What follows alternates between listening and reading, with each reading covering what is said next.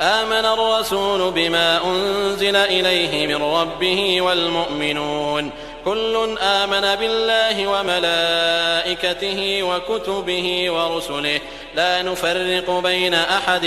من رسله وقالوا سمعنا وأطعنا غفرانك ربنا وإليك المصير. لا يكلف الله نفسا إلا وسعها لها ما كسبت وعليها ما اكتسبت ربنا لا تؤاخذنا إن نسينا أو أخطأنا ربنا ولا تحمل علينا إصرا كما حملته على الذين من قبلنا ربنا ولا تحملنا ما لا طاقة لنا به واعف عنا واغفر لنا وارحمنا أنت مولانا فانصرنا على القوم الكافرين.